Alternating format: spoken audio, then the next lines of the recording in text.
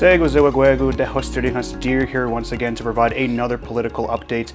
I am here joined by Grand Chief Cody Diabo to discuss his meetings from the past couple of weeks. So, to my understanding, it's been quite a busy spring and late winter.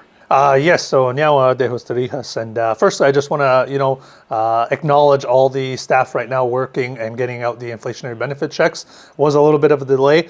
We do apologize on MCK's end, but our staff have been working diligently, many hours, getting this out to community before summer starts.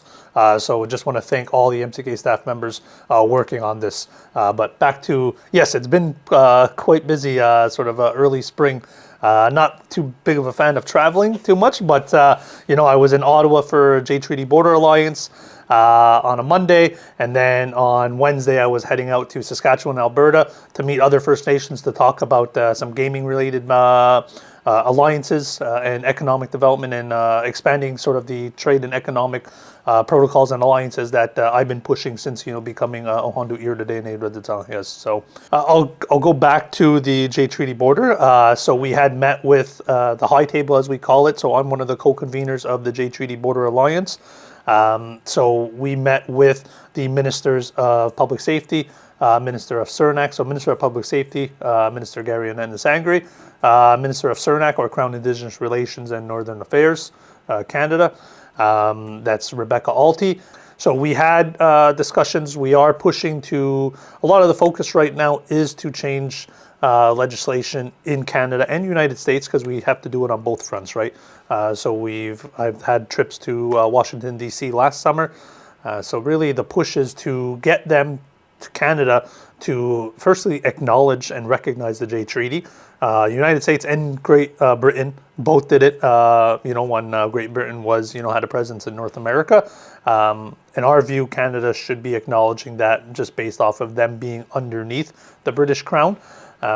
So that was really the push. Very simple amendments to allow for our brothers and sisters in the United States, born or tribal members, as it's referred to over there, to be able to freely cross north of the border. So that's really what the push in that weekend was, or that meeting, to get the ball rolling in terms of legislation. One, Mark Miller was the Minister of Suriname. He had pushed, and then he was later the Minister of Immigration afterwards. He did some temporary measures. All, in our view, it really did was just put feathers on a paper that's already there. It didn't really change the aspect of it. So we were really pushing to have that. Of course, they couldn't commit to anything. That week, though, I wasn't able to attend because I was in another meetings, and we'll talk about that in Saskatchewan, Alberta. But the J Treaty team was doing a lot of advocacy meetings, and there is a lot of support for a simple amendment to legislation. And it's not a very big, process, and that's what we were explaining to the ministers, that this could be done in a budget amendment. Right. Like, it's not a very big process that they have to go through. Of course, their answer always is, well, legislation takes a while, and our counter is always, well, you passed Bill C-5 in 30 days. You can definitely pass this if the political will is on your side. So throwing it right back at them. And also recognizing the J Treaty as well, which seems to be like a bit of a difficulty from Canada's perspective. Yeah. When it comes to discussing the J Treaty, how difficult is it when you go to these meetings? Because this isn't the first time, as you mentioned. Mm-hmm. You've been to the States, and now you've been to Canada many times. Yeah. At what point does it come past that finish line of them recognizing it and respecting it? Well, it's really political will on their end, right? Like, they can say all they want to us on the side, but it's once they're in their body making decisions, like, that's where we really need them to show the political will to get this across the finish line. Because really it's the people on the ground who need that on their end. It's always that difficult, decision to say, or position to say, well, we don't need your recognition, we're going to do it anyway.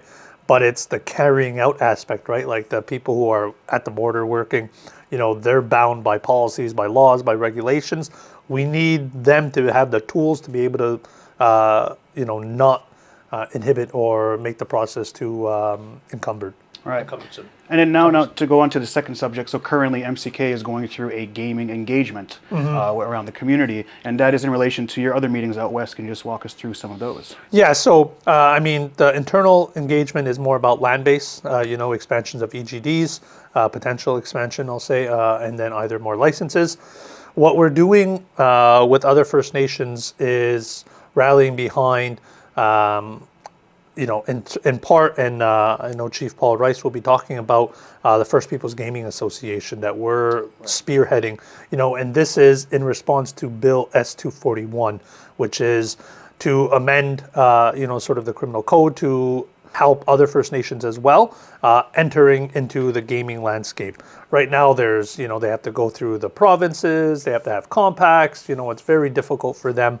In terms of own source revenue, they're dictated to by the province where they can spend money. Kahnawake, we don't have that. We operate, on our sovereignty.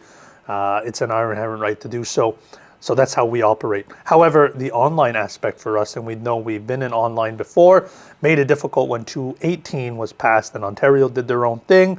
We're looking at supporting this legislation so that we can re-enter the online sphere as well.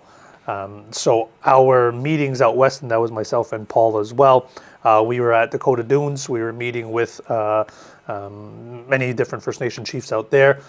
So the Chief Darcy Bear himself of the Dakota Dunes territory. So there's many different chiefs in Saskatchewan who are part of that, who are very supportive of working together as well, not only in gaming, but future economic development opportunities. And as I've stated before, I'm really big on economic sort of free trade protocols and agreements. So they're open to that. I've shared the MOU that we've signed with the Tsuut'ina Nation in Alberta. So waiting on their feedback from that. And then I finished off sort of my Western tour, we'll say, in Alberta. We were invited by the Enoch Cree Nation. Again, partnering in terms of gaming, other economic development opportunities potentially. They had wanted to talk about governance in Kahnawake as well and see how we operate. So it was it was a very good meeting. A lot of connections were made, and again, sharing of that economic trade agreement or MOU. And then within the past 7 to 10 days, there was also the meetings with the Iroquois Caucus too, which you can just kind of just share for the community to understand what was discussed. Yeah. So again, after the whole Western tour, I came back home for a day or two, and then I was back in Ottawa meeting with the Iroquois Caucus. So we really restructured the Iroquois Caucus. We're trying to make it more formal. We had hired a new coordinator. We actually brought on a part-time analyst to be able to start embarking on further work.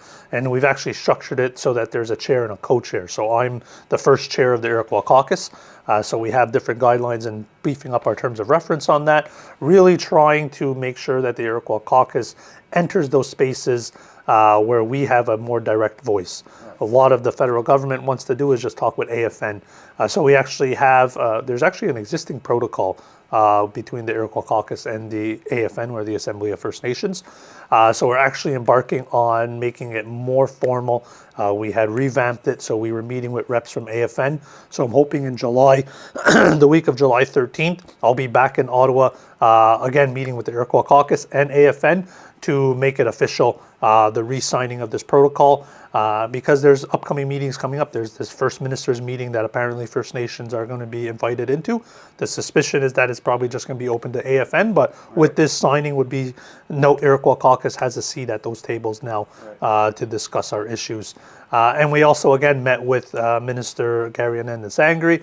We met with Minister Rebecca Alty again, and then of course Indigenous Services Canada's Minister Mandy Masti.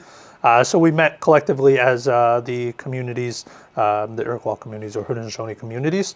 And then I'm also happy to report that the Wata Mohawks are going to be rejoining the Iroquois Caucus. So we'll be all united again, pushing our common issues and going together against the federal government and, where interests overlap in terms of the provincial governments. And the announcement for Wata will be made within the next coming days for the community. And now just for some important dates, on May 24th at the Kahnawake Legion, from 9 a.m. there will be a special gaming community meeting, and we hope that all the community will be able to attend to that. And on May 27th at 6 p.m. at the Knights of Columbus will be the monthly community meeting. So we look forward to speaking with you all then and in the next video.